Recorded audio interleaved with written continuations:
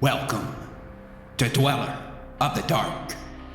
We are a channel honoring the yellowed and blackened bones of many prominent authors. We will be digging up several obscure, strange, and forgotten authors who influenced many of the great horror, science fiction, and fantasy writers today.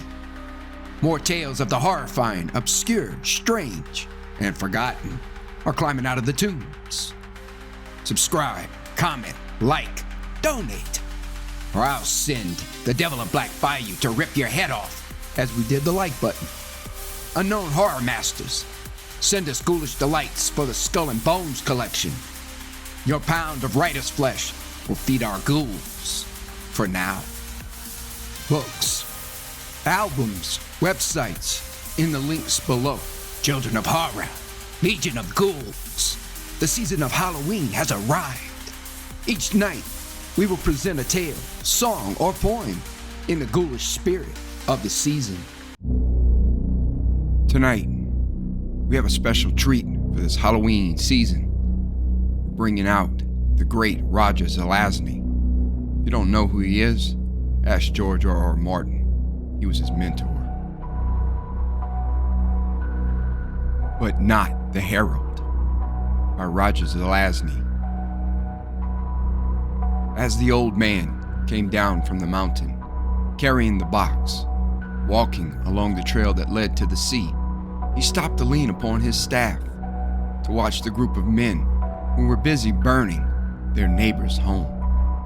"Tell me, man," he asked one of them, "why do you burn your neighbor's home, which, I now note from the barking and the screaming, still contains your neighbor, as well as his dog, wife, and children?"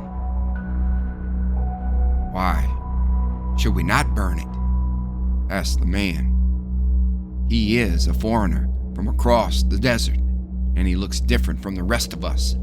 This also applies to his dog, who looks different from our dogs and barks with a foreign accent, and his wife, who is prettier than our wives and speaks with a foreign accent, and his children, who are cleverer than ours and speak like their parents." "I see," said the old man, and he continued on his way.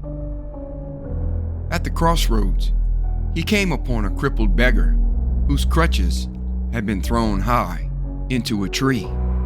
He struck upon the tree with his staff, and the crutches fell to the ground. He restored them to the beggar. "Tell me how your crutches came to be in the treetop, brother," he said. "The boys threw them there," said the beggar, adjusting himself and holding out his hand for alms.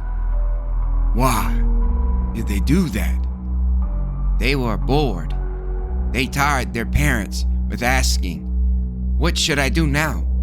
until finally, one or another of the parents suggested they go make sport of the beggar at the crossroads." "Such games be somewhat unkind," said the old man. "True," said the beggar. "But fortunately, some of the older boys found them a girl, and they are off in the field enjoying her now. You can hear her cries if you listen carefully. They are somewhat weak at the moment, of course. Would I were young and whole again, and I might join in the sport." "I see," said the old man, and he turned to go. Alms? Have you no alms in that box you bear? Have you nothing to bestow upon a poor lame beggar?" "You may have my blessing," said the old man, "but this box contains no alms." "A fig for thy blessing, old goat. One cannot eat a blessing. Give me money or food." "Alas, I have none to give." "Then my curses be upon your head. May all manner of misfortune come down on you." The old man continued on his way to the sea, coming after a time upon 2 men who were digging a grave for a third who lay dead. "It is a holy office to bury the dead," he remarked. "Aye," said one of the men. "especially if you have slain him yourself and are hiding the evidence." "You have slain that man? Whatever for?" "Next to nothing. Curse the luck. Why should a man fight as he did over the smallest of coins? His purse was near empty." "From his garments, I should judge he was a poor man." "Aye, and now he has naught more to trouble him." "What have you in that box, old man?" asked the second. "Nothing of any use. I go to cast it in the sea." "Let's have a look." "You may not." "We'll be judge of that."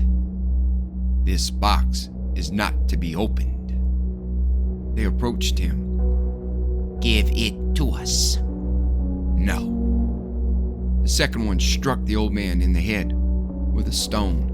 The first snatched the box away from him. "There. Now let us see what it is that is so useless." "I warn you," said the old man, rising from the ground. "If you open that box, you do a terrible thing which may never be undone." "We'll be judge of that." They cut at the cords which bound the lid. "If you will wait but a moment," said the old man, "I will tell you of that box."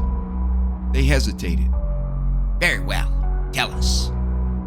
It was the box of Pandora. She who opened it unleashed upon the world all of the terrible woes which afflict it. Ha! A likely tale. It is said by the gods who charged me cast it into the sea that the final curse waiting within the box is worse than all the other ills together. Ha! They undid the cord and threw back the lid. A golden radiance sped forth. It rose into the air like a fountain, and from within it a winged creature cried out in a voice infinitely delicate and pathetic. "Pray, after all these ages, to be free at last."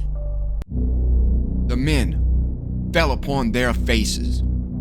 "Who are you, oh lovely creature?" they asked. "You who move us to such strange feelings."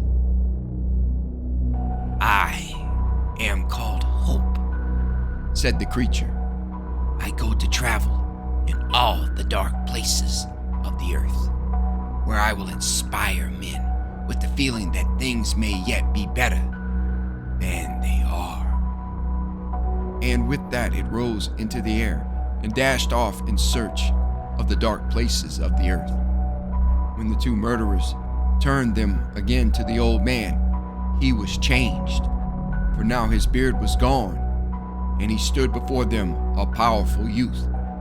2 serpents were coiled about his staff. "Even the gods could not prevent him," He said, "You have brought this ill upon yourselves by your own doing.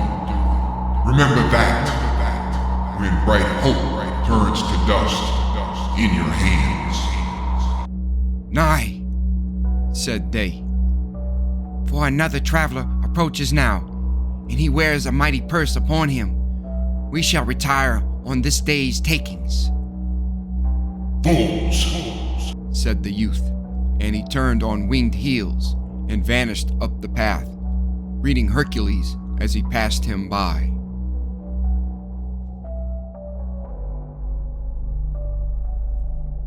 Thank you for listening. Have a great night.